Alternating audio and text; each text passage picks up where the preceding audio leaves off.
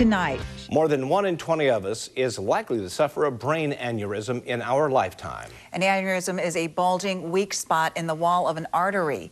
Tonight, Dennis Dota brings us a Twin Cities woman who is a walking miracle for surviving more than a dozen aneurysms. And I'm working on a pillow for needlepoint.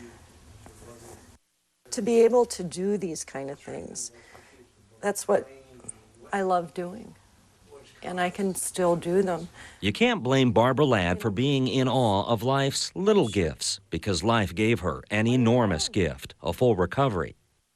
And here on a single image, we can actually see 1, 2, 3, 4 aneurysms, and there was a 5th aneurysm actually sitting right here. Keep counting. There were 8 more hiding in the arteries of Barbara's brain.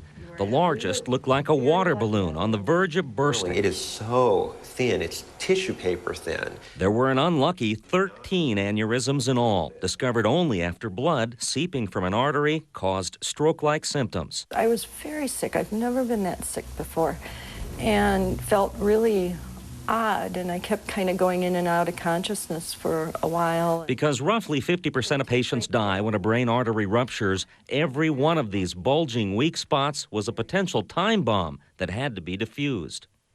Injury to any of these arteries could potentially be devastating and actually result in Barbara either having a major stroke or even not waking up and even dying. Neurosurgeon Eric Nussbaum opened Barbara's skull to repair the aneurysms that needed to be sealed off with tiny metal clips. You can see the clip which is pinched off the aneurysm. You can see the main artery and the 2 branches, and everything looks fine. Preserving every blood vessel possible is essential for avoiding paralysis or worse.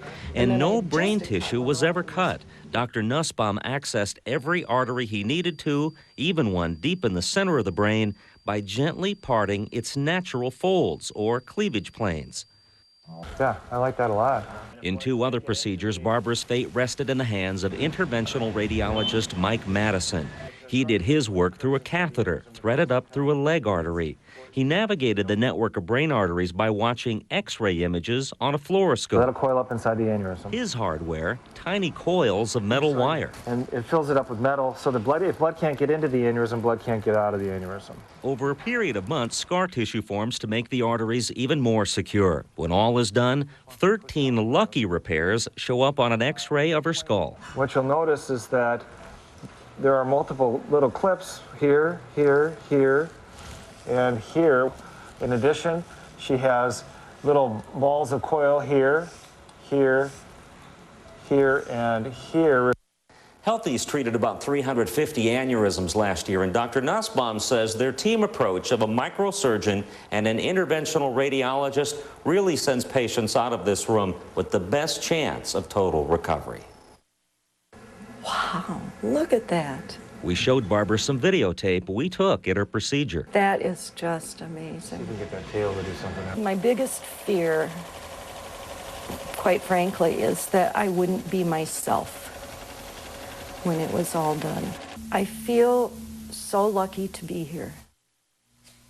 Dr. Nussbaum told Dennis dividing the repairs into 3 procedures over 3 months' time keeps their plan of attack manageable and keeps brain swelling to a minimum.